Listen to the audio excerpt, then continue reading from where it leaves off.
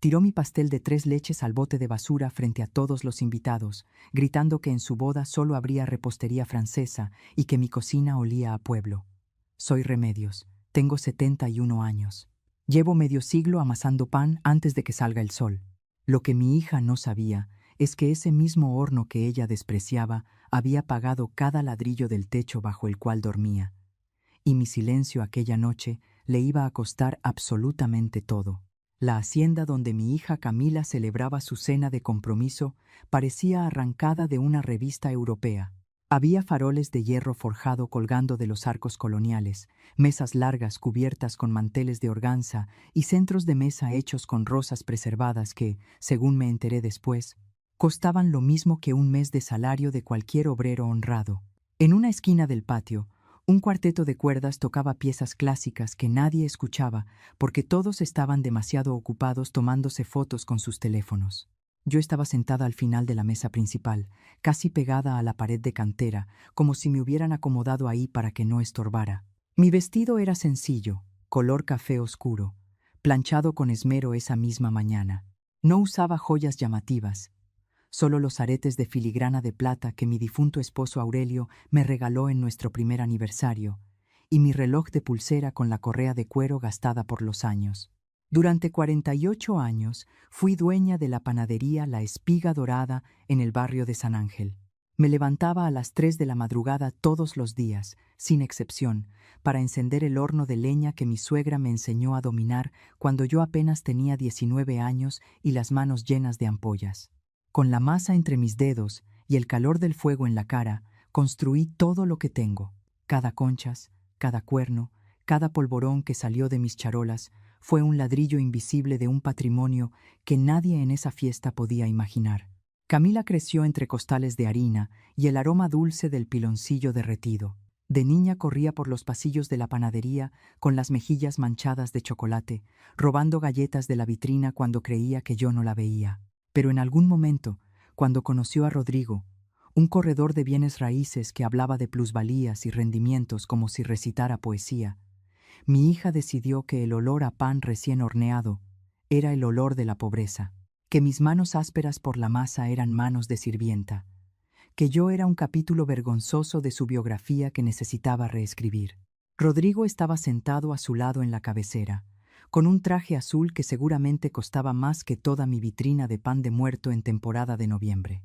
Era un hombre de mandíbula cuadrada y sonrisa amplia que había perfeccionado el arte de mirarme como si yo fuera transparente.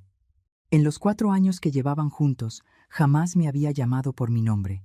Era siempre la señora o tu mamá o, cuando creía que yo no escuchaba, la panadera. El momento del postre llegó cuando los meseros retiraron los platos del segundo tiempo. Camila había contratado a un chef pastelero francés que tenía un local en Polanco y que cobraba cantidades obscenas por pasteles decorados con láminas de oro comestible y flores de azúcar soplado. Su creación para esa noche era una torre de profiteroles rellenos de crema de lavanda coronada por una esfera de caramelo transparente, pero yo también había traído algo. 3 días antes, cuando Camila me invitó a la cena con un mensaje de texto de apenas 2 líneas, decidí hornear mi pastel de 3 leches con cajeta de cabra y nuez. La misma receta que le preparaba cada cumpleaños desde que tenía 5 años. La misma receta por la que los clientes de la panadería hacían fila los sábados a las 7 de la mañana. Usé leche fresca de un rancho en Querétaro, cajeta artesanal que yo misma preparé durante horas, revolviendo sin parar hasta lograr ese punto exacto de caramelo, y nueces de Chihuahua tostadas a mano. Lo traje en una caja de cartón blanca con el logotipo de mi panadería impreso en tinta dorada. Cuando el mesero puso mi caja sobre la mesa de postres, junto a la torre de profiteroles franceses, Camila lo vio desde su asiento. La vi tensarse como si alguien hubiera puesto un animal muerto junto a su decoración. Se levantó de la silla con una rigidez que intentaba disfrazar de elegancia y caminó hacia la mesa. «¿Qué es eso?», preguntó señalando mi caja con el dedo índice extendido, como si apuntara a una mancha en la alfombra. «Un pastel de 3 leches con cajeta». «Lo hice para ti y para Rodrigo», respondí desde mi lugar con voz tranquila, aunque el corazón me latía con fuerza. Pensé que les gustaría tener algo casero junto al postre del chef. Camila abrió la tapa de cartón. El aroma de la cajeta y la nuez tostada se elevó de inmediato, mezclándose con el perfume de las rosas preservadas. Vi cómo varias mujeres de las mesas cercanas estiraban el cuello con curiosidad. Algunas incluso sonrieron al reconocer el olor, pero mi hija no sonrió. Tomó la caja con ambas manos, la levantó del mantel y, sin decir una palabra, caminó hacia el extremo del patio donde estaban los botes de basura que el servicio de banquetes había colocado para los desechos. El cuarteto de cuerdas dejó de tocar. El silencio cayó sobre el patio como una losa de concreto. Camila levantó la tapa del bote de basura con el pie y dejó caer mi pastel adentro. El golpe sordo de la caja contra el fondo metálico fue el sonido más brutal que he escuchado en mis 71 años de vida. Se giró hacia los invitados. Compuso una sonrisa de plástico y alzó la voz. Disculpen, mi madre a veces olvida que ya no estamos en la fonda del barrio. Esta noche solo serviremos la creación del chef Montagué. En mi boda será igual, solo repostería de nivel. Espero que todos disfruten los profiteroles. Algunas de sus amigas soltaron risitas nerviosas. Rodrigo levantó su copa desde la cabecera como si brindara por la ocurrencia. Un par de invitados mayores bajaron la mirada hacia sus servilletas, incómodos. Yo no me moví. Sentí como el golpe me atravesaba el pecho, un dolor seco que subía desde el estómago hasta la garganta. Pero no era tristeza lo que sentía, era el sonido de un cristal rompiéndose dentro de mí, el cristal de la ilusión de que mi hija aún tenía un fragmento de humanidad detrás de toda esa fachada de lujo artificial. Me levanté de mi silla sin prisas. No temblé ni tropecé. 48 años de madrugar a las 3 de la mañana, de cargar costales de 25 kilos de harina y de resistir el calor de un horno de leña le forjan a una el cuerpo y el carácter. Caminé hasta la mesa principal, donde estaban apilados los sobres de regalo de los invitados. Entre ellos había uno mío, más grueso que los demás, sellado con un sello de cera color ámbar que mandé a hacer con las iniciales de la panadería. Ese sobre contenía las escrituras de un local comercial de 200 metros cuadrados en la colonia Roma que yo había comprado como regalo de bodas para que Camila y Rodrigo abrieran su propia agencia inmobiliaria sin pagar renta. Un inmueble que valía lo que Rodrigo no ganaría en 5 años de comisiones. Tomé el sobre, lo deslicé dentro de mi bolsa de cuero y caminé hacia la salida. Al pasar junto al bote de basura, me detuve un segundo. Miré la caja blanca con mi logotipo dorado asomando entre servilletas usadas y restos de comida. No la rescaté. Ese pastel ya había cumplido su propósito. Me había mostrado exactamente quién era mi hija. Tienes razón, Camila, dije sin voltear a verla, proyectando mi voz con la claridad de alguien acostumbrada a dar órdenes en una cocina ruidosa. Eso no era para ti. Salí al estacionamiento. La noche estaba fresca y las estrellas brillaban sobre los techos coloniales del pueblo. Mientras esperaba que el valet trajera mi camioneta vieja, apreté el sobre contra mi pecho y respiré hondo. El aroma lejano del pan de mi horno todavía estaba impregnado en mi ropa. Ese olor me acompañaría a casa como un abrazo silencioso. Llegué a mi propiedad en San Ángel pasada la medianoche. Mi casa es un caserón antiguo con paredes de adobe grueso, un patio central con un naranjo centenario y un pozo de cantera que ya no da agua, pero que yo lleno de macetas con geranios rojos cada primavera. Entré por la puerta de madera tallada, cerré con doble cerrojo y fui directamente a mi estudio, una habitación pequeña detrás de la cocina donde guardo mis libros de cuentas, mis recetas escritas a mano en cuadernos empastados y una caja fuerte que instalé hace 20 años detrás de un calendario de la Virgen de Guadalupe. Abrí el sobre, saqué las escrituras del local en la Roma y las leí bajo la luz de mi lámpara de escritorio. 4 páginas de términos legales que representaban una vida entera de levantarse antes del alba. Las doblé con cuidado, las guardé de vuelta en la caja fuerte y giré la perilla hasta escuchar el clic. Ese regalo ya no existía. Me senté en el sillón de mimbre del patio y me serví un vaso de agua de horchata de la jarra que Consuelo, mi ayudante de confianza, dejaba siempre en el refrigerador. El silencio de la casa me envolvió como una cobija. No lloré. Las lágrimas son para las heridas que no entiendes. Yo entendía perfectamente lo que acababa de pasar y lo que tenía que hacer. A las 6 de la mañana siguiente, antes de que el sol asomara por encima de los volcanes, Marqué el número del licenciado Fermín Galván, mi abogado de toda la vida.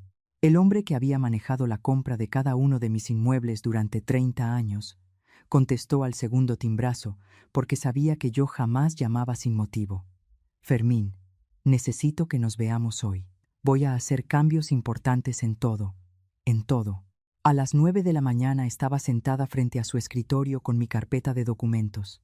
Fermín me escuchó sin interrumpir mientras yo dictaba mis instrucciones con la misma precisión con la que dicto las proporciones de una receta.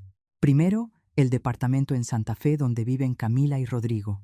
Ese penthouse que mi hija le dice a todo mundo que Rodrigo compró con sus comisiones, la realidad es que yo lo pagué completo al contado hace 3 años y se los presté bajo un comodato gratuito.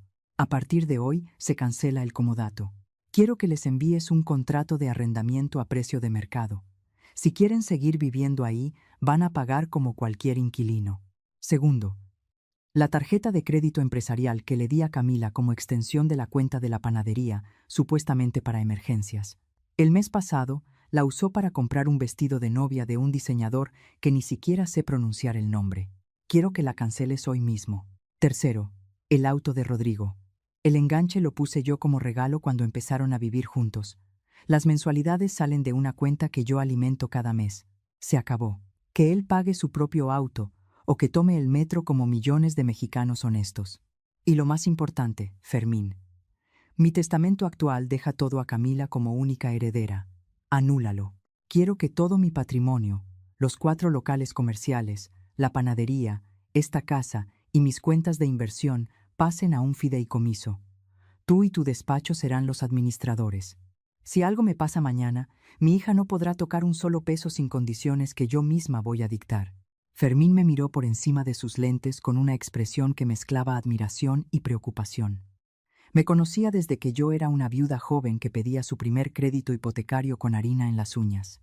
Sabía que cuando yo tomaba una decisión, esa decisión era más firme que el adobe de mi casa.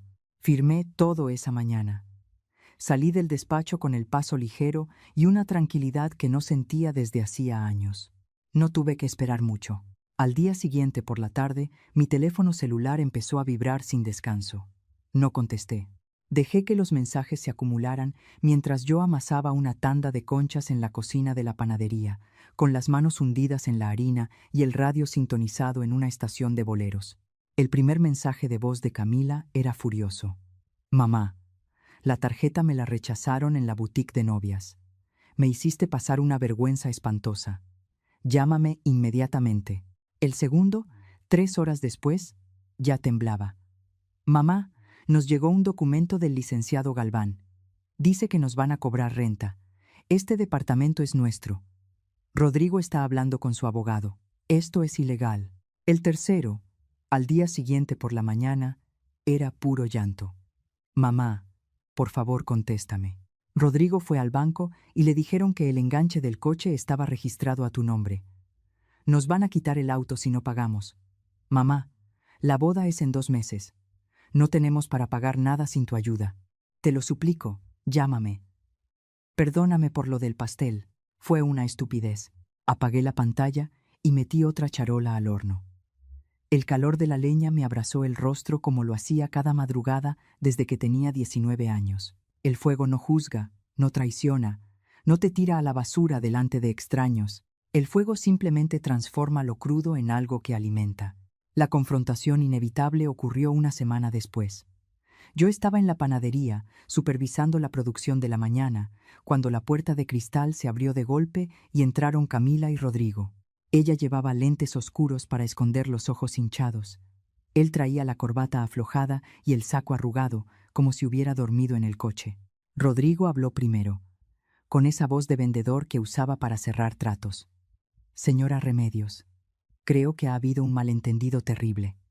Los documentos que nos envió su abogado tienen errores evidentes. Nosotros compramos ese departamento. No compraron nada, Rodrigo. Lo interrumpí sin levantar la voz, limpiándome las manos en mi mandil bordado. Lo compré yo. Con el dinero de este horno que a ustedes les da tanta vergüenza, cada centavo del enganche de tu automóvil salió de la venta de pan dulce. El mantenimiento del edificio donde viven lo pago con las rentas de mis locales comerciales. locales que compré vendiendo conchas a 8 pesos la pieza durante 40 años. La cara de Rodrigo perdió todo color. Camila se quitó los lentes oscuros y me miró con unos ojos enrojecidos que ya no tenían nada de la arrogancia de aquella noche en la hacienda. Pero no había terminado. Fui al mostrador. Abrí el cajón donde guardaba la correspondencia importante y saqué una carpeta de plástico transparente. Adentro estaban los estados de cuenta de mis propiedades, los certificados de inversión, los contratos de arrendamiento de mis 4 locales ocupados por una farmacia, una cafetería de cadena, un banco y una escuela de idiomas. Los dejé sobre el mostrador de vidrio, junto a las charolas de cuernos recién horneados. La otra noche tiraste mi pastel a la basura, Camila. Un pastel que me tomó 3 días preparar con los mejores ingredientes que existen en este país. Cajeta que revolví durante horas. Nueces que seleccioné a mano. Lo tiraste porque olía a pueblo, porque no tenía un nombre francés ni una decoración con oro de mentiras. Mi voz no se quebró ni una sola vez. Pero lo que realmente tiraste a la basura fue esto. Señalé la carpeta de documentos. Dentro de ese sobre que me llevé de la mesa de regalos, había un local de 200 metros en la Roma, escriturado a tu nombre, listo para que Rodrigo abriera su agencia sin pagar renta durante 30 años. Era mi regalo de bodas. Mi forma de decirte que estoy orgullosa de ti.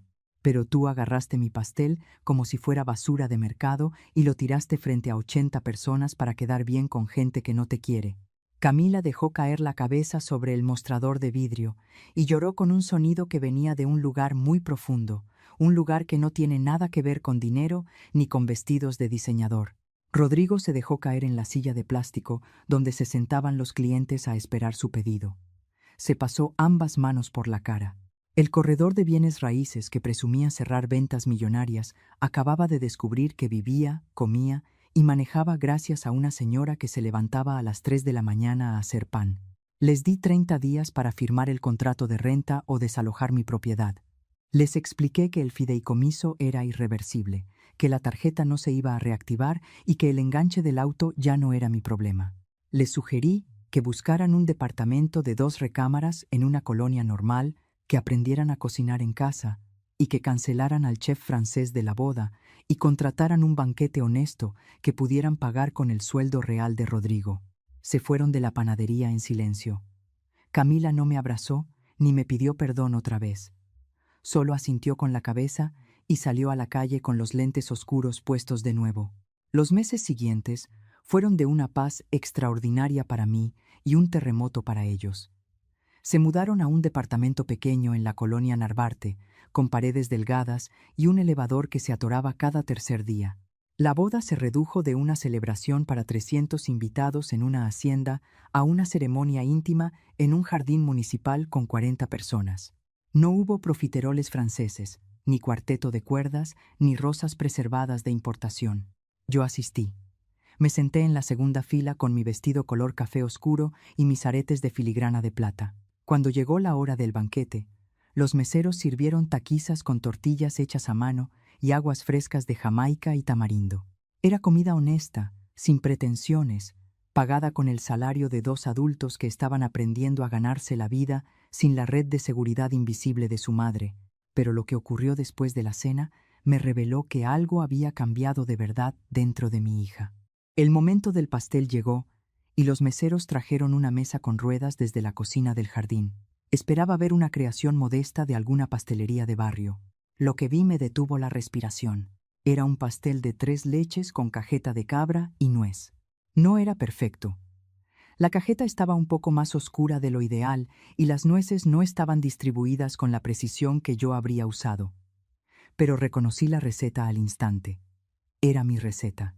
La misma que estaba escrita con la letra de mi suegra en el cuaderno empastado que yo guardaba en el estante más alto de mi cocina. Camila se levantó de su silla y tomó el micrófono con las manos temblando. No miró a sus invitados. Me miró a mí. Este pastel lo hice yo, dijo con la voz entrecortada. Me tomó 4 intentos. Los primeros 3 se me quemaron porque no sabía controlar el horno. Tuve que llamar a Consuelo para que me enseñara a calcular el punto exacto de la cajeta porque mamá no me contestaba el teléfono. Es el pastel que mi madre me hacía cada cumpleaños desde que tenía 5 años.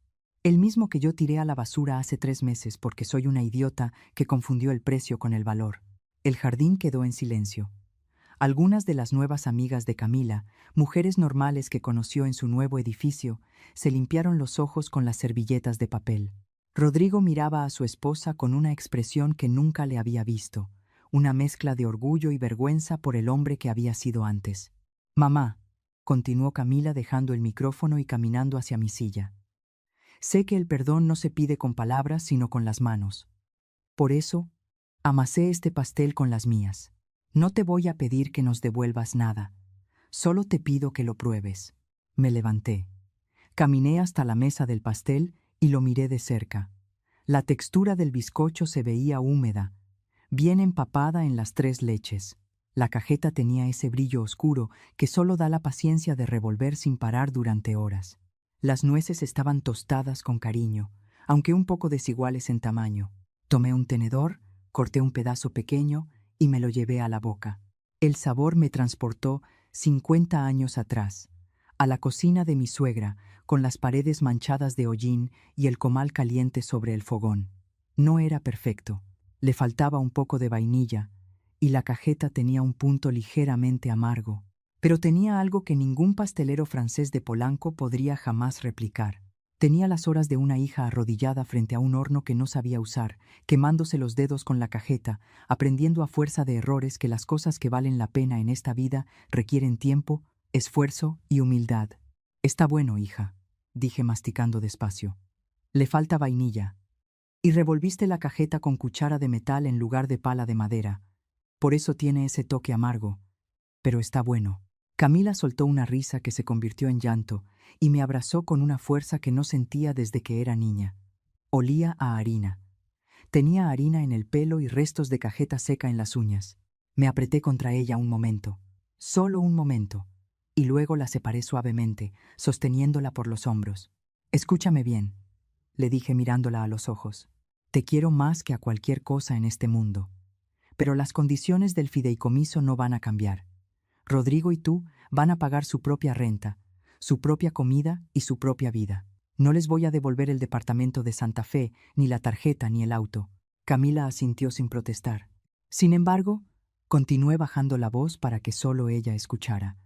Le pedí a Fermín que abriera una cuenta de ahorro a nombre de los hijos que tengan. Cada mes voy a depositar una parte de las ganancias de la panadería. Ese dinero será exclusivamente para la educación de mis nietos, para su escuela, sus libros y su universidad. Ustedes no van a poder tocar ni un centavo para pagar deudas, ni para comprar nada que no sea para esos niños. Mi panadería no va a financiar vanidades, pero tampoco va a dejar que un niño de mi sangre crezca sin oportunidades. Camila me apretó las manos con las suyas. Eran manos que ahora tenían callos en las palmas y pequeñas quemaduras en los dedos. Manos que habían aprendido a amasar. «Hay otra cosa», agregué sacando de mi bolsa una libreta de pasta dura color rojo. «Es mi recetario, el original, el que mi suegra empezó a escribir en 1952 y yo continué durante 48 años. Tiene cada receta de la espiga dorada. No te lo estoy regalando, te lo estoy prestando. Quiero que copies las recetas que quieras aprender y me lo devuelvas el mes que viene. Si algún día decides que quieres ganarte la vida con tus propias manos, en lugar de depender de las comisiones de tu marido, las puertas de mi horno estarán abiertas para enseñarte». Camila tomó la libreta como si fuera un objeto sagrado. La abrió en la primera página y leyó la letra temblorosa de su abuela. Una receta de polvorones de naranja fechada en diciembre de 1952. Una lágrima cayó sobre el papel amarillento, y ella la limpió de inmediato con la manga de su vestido de novia. Me fui de la boda antes de que sirvieran el café. No necesitaba quedarme para saber que el pastel de 3 leches se terminó antes que cualquier otra cosa en la mesa. Mientras el taxi me llevaba de vuelta a San Ángel, miraba por la ventana cómo las luces de la ciudad se encendían una por una, como hornos que despiertan antes del amanecer. Al llegar a casa, caminé directamente a la panadería. Encendí la luz del obrador, me puse mi mandil y comencé a preparar la masa para el pan del día siguiente. Las 3 de la mañana llegarían pronto, y los clientes de siempre estarían formados en la puerta a las 6, esperando sus conchas calientes y su café de olla. Mis manos se hundieron en la harina como lo habían hecho durante medio siglo. La masa cedió bajo mis nudillos con esa obediencia suave que solo da la práctica de miles de repeticiones. El horno de leña crepitaba a mis espaldas, calentando la cocina con un abrazo antiguo y confiable. A veces, la mejor lección que una madre puede darle a su hija no es enseñarle a volar, sino dejar que se caiga y obligarla a levantarse con sus propias piernas. Yo no le quité nada a Camila, solo dejé de regalarle un piso falso, y al caer, al golpearse las rodillas contra el suelo duro de la realidad, mi hija descubrió algo que todos los pasteles franceses y todas las rosas preservadas del mundo jamás podrían enseñarle, que las cosas más valiosas de la vida no llevan etiqueta de precio, llevan marcas de quemaduras en los dedos y harina debajo de las uñas.